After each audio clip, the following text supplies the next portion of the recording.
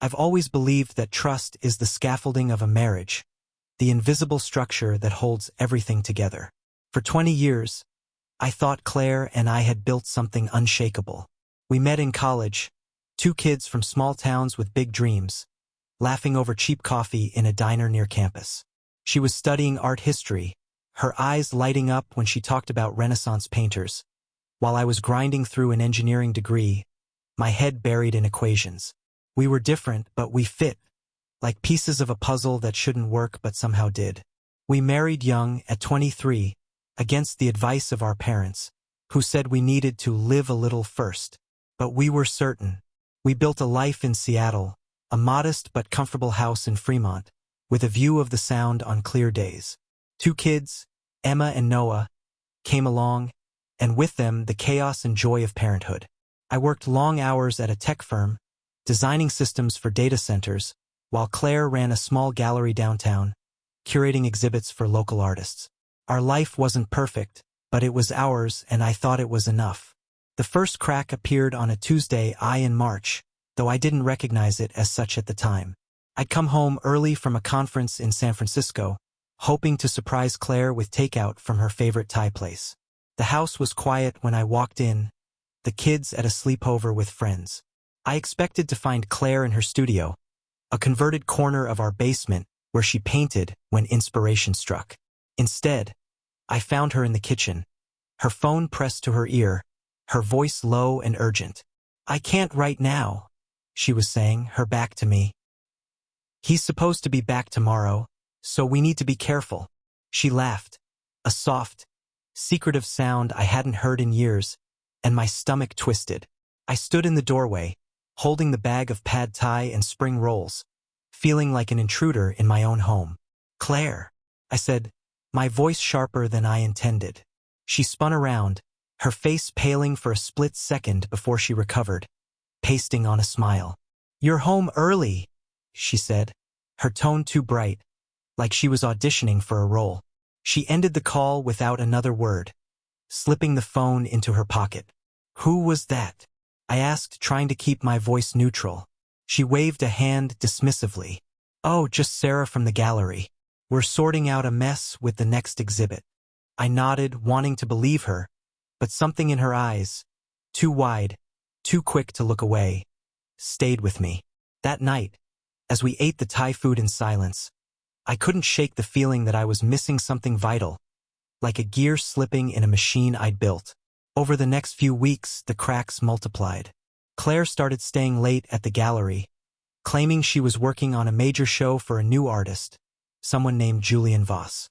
I'd never heard of him, but she talked about him constantly, his vision, his raw talent. I'd nod, half listening, distracted by work or the kids' schedules. But then I noticed other things. She'd changed her perfume, swapping her usual citrusy scent for something heavier, musky. She started wearing tighter dresses, ones she'd once called too much for her age. She'd laugh at her phone in the middle of the night, the screen's glow casting shadows across her face as she typed furiously.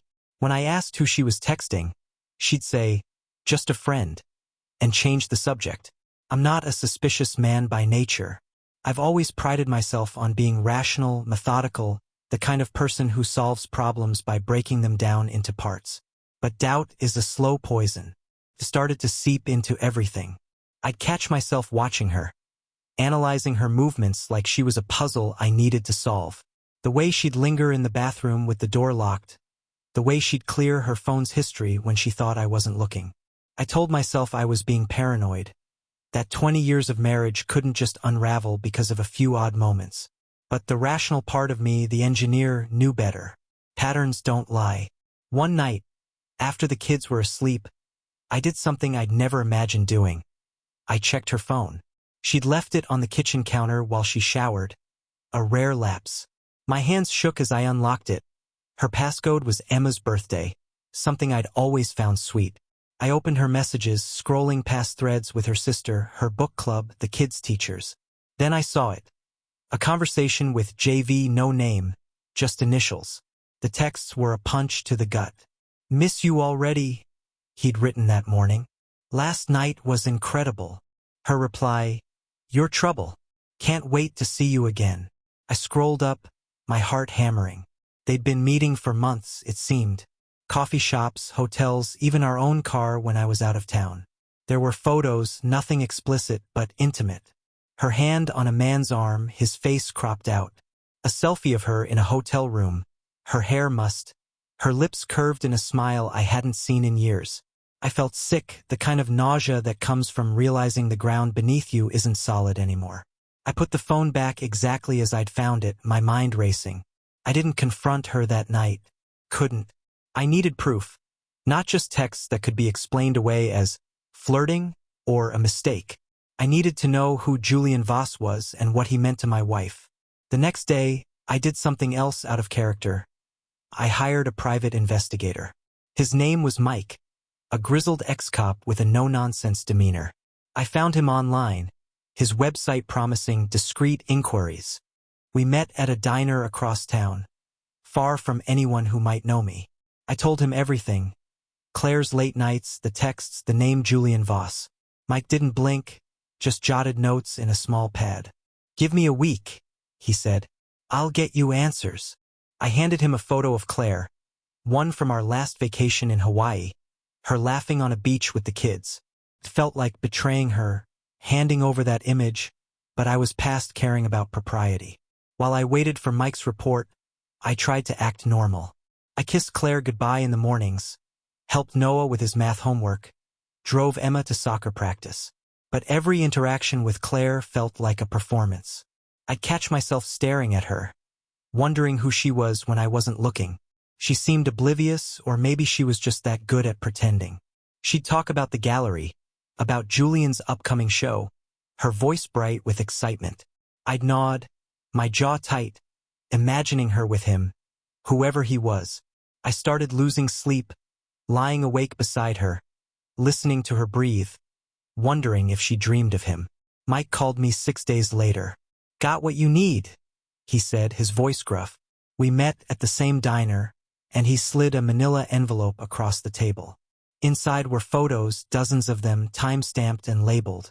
Claire and a man, tall, lean, with dark hair and a smug smile, walking into a boutique hotel downtown.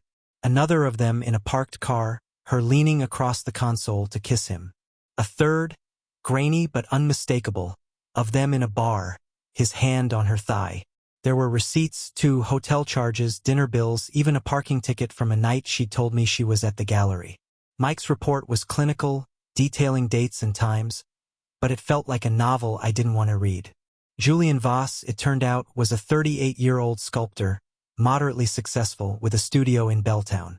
He was unmarried, no kids, known for his charismatic personality and a string of short-lived relationships.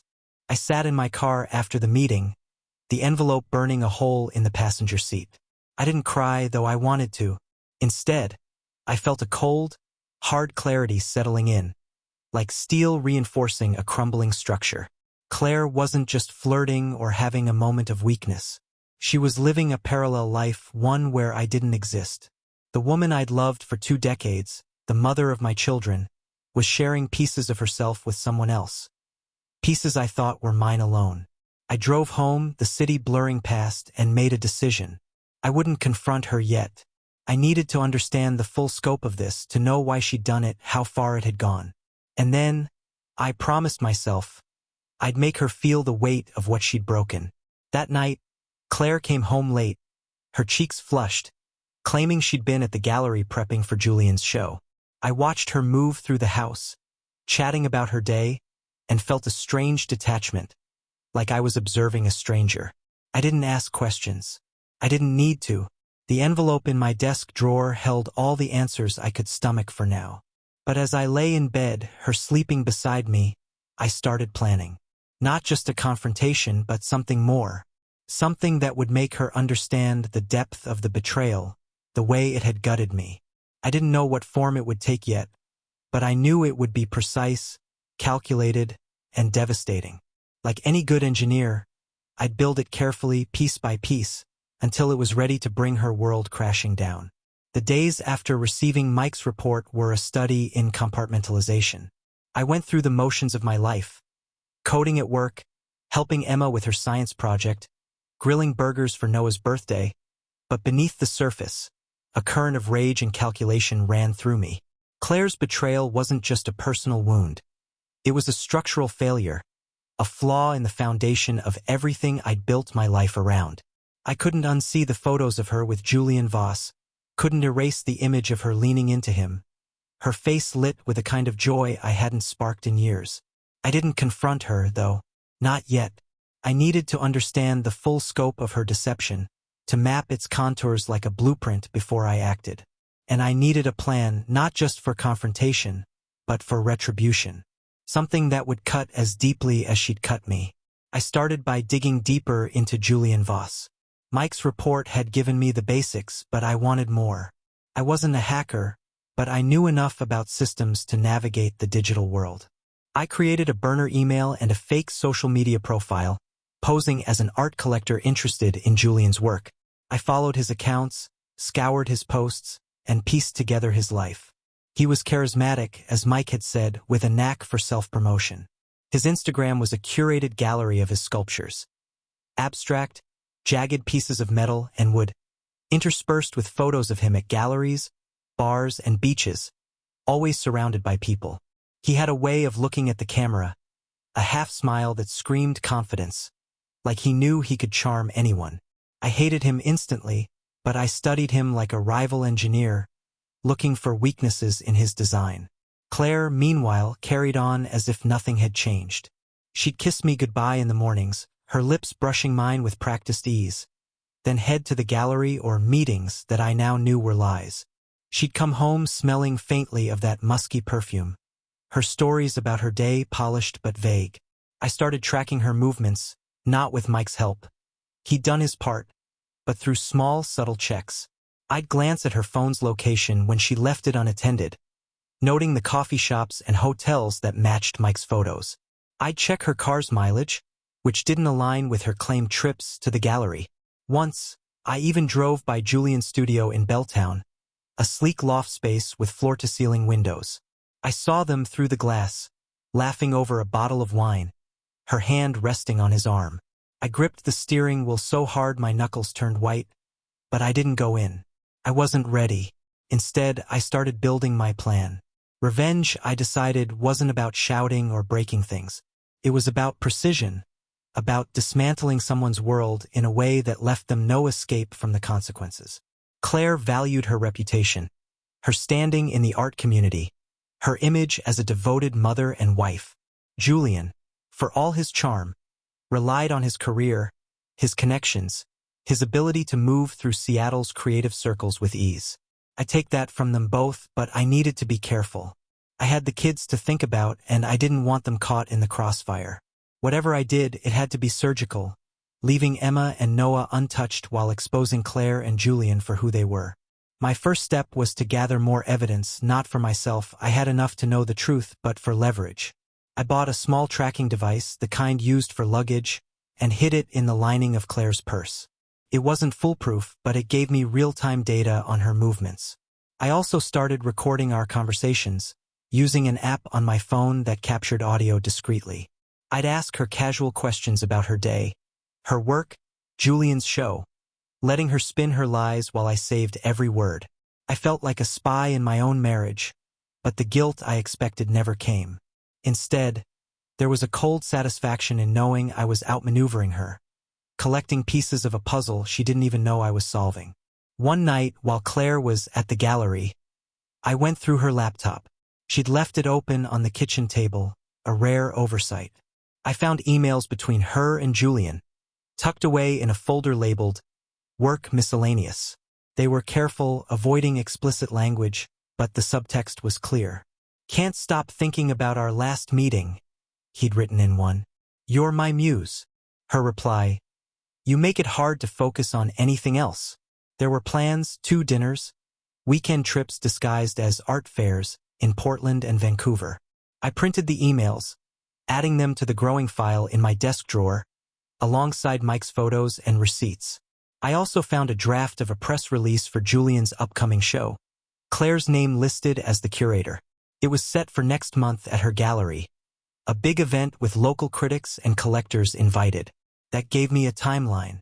I started to see my revenge taking shape, not as a single act but as a sequence, like a program running through its steps.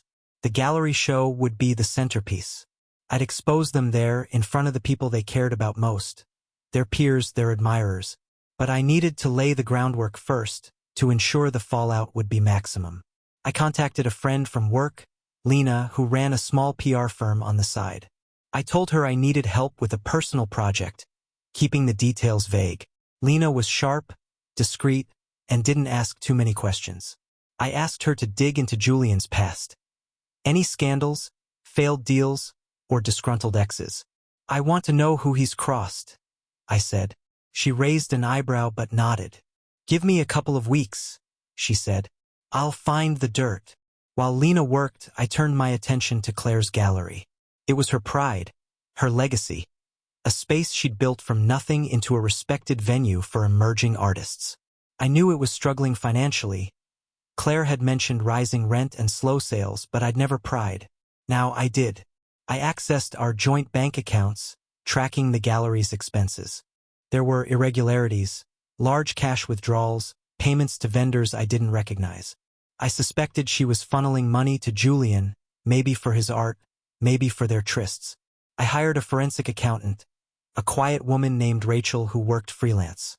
I told her I was auditing the gallery for tax purposes. She didn't buy it but didn't care either. I'll need access to all financial records, she said. I gave her what I could, including Claire's login for the gallery's bookkeeping software, which I'd found in her laptop's password manager. Rachel's report came back faster than I expected. The gallery was bleeding money, with unexplained transfers to an account linked to Julian's studio. There were also invoices for consulting services that didn't add up, dates and amounts that matched Claire's late nights. It wasn't just an affair. It was a financial betrayal, too. I felt a fresh wave of anger, not just at Claire but at myself for being so blind. I'd been funding their rendezvous indirectly, through our shared accounts. I started moving money out of those accounts, small amounts at first, into a separate one I opened under my name. I told myself it was for the kids, for our future, but it was also a way to limit Claire's options when the truth came out. As the gallery show approached, I began to orchestrate the final pieces. Lena came through with her research on Julian. He wasn't as clean as he seemed. There was a lawsuit from a former collaborator, a sculptor who claimed Julian had stolen her designs. It had settled out of court, but the details were messy. Accusations of manipulation, broken promises.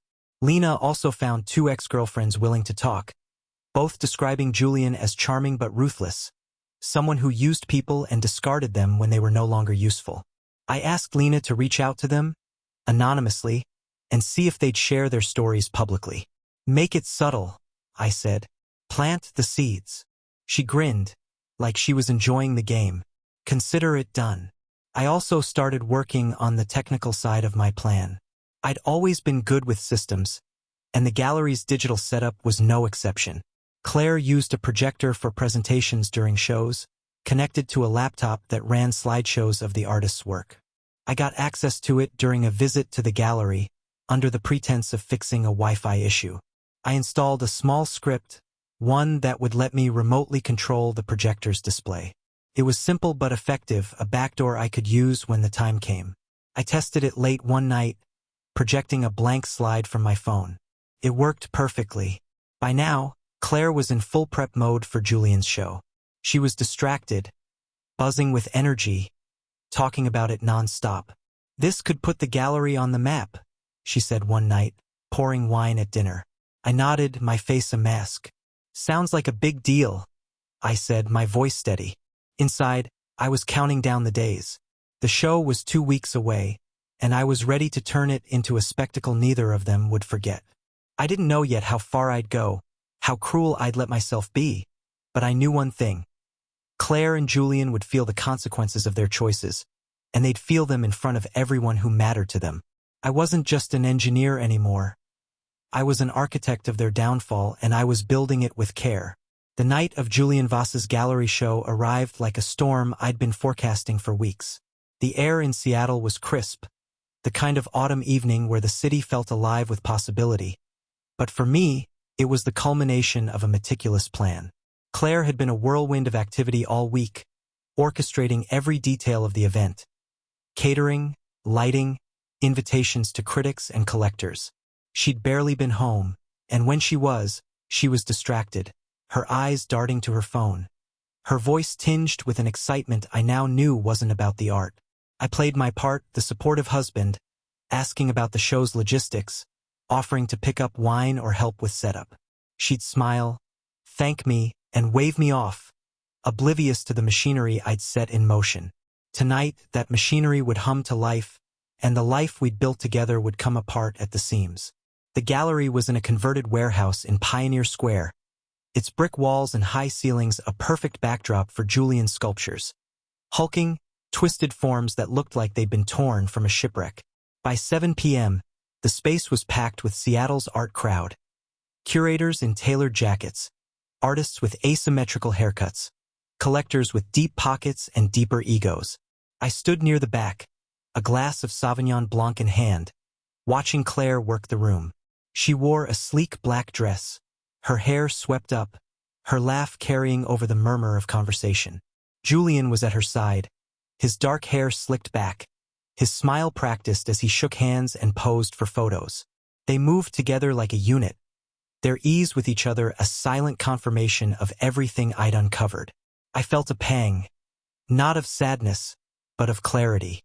This was who they were, and I was done pretending otherwise. My plan had 3 phases, each designed to hit where it hurt most. Their reputations, their livelihoods, and their sense of security. I'd spent the last 2 weeks refining every detail, testing the systems, ensuring no loose ends. Lena, my PR friend, had done her part, planting seeds of doubt about Julian in the art community. She'd reached out to his former collaborator, a sculptor named Mara, who'd agreed to share her story of stolen designs. Lena had also connected with one of Julian's exes, who'd posted a cryptic but damning thread on X about his manipulative tendencies. The posts had gained traction, enough to stir whispers among the crowd tonight. I could see it in the way some guests glanced at Julian, their smiles tight, their conversations clipped. The ground was already shifting beneath him. Phase 1 began with the projector. Claire always started her shows with a slideshow, images of the artist's work, interspersed with quotes from reviews. I'd hacked into the system weeks ago, planting my script in the gallery's laptop. As Claire stepped to the podium to introduce Julian, I activated it from my phone, hidden in my pocket. The screen flickered, and instead of Julian's sculptures, a photo appeared. Claire and Julian in a hotel lobby, his arm around her waist, her head tilted toward him. The crowd murmured, confused, as Claire froze, her face paling.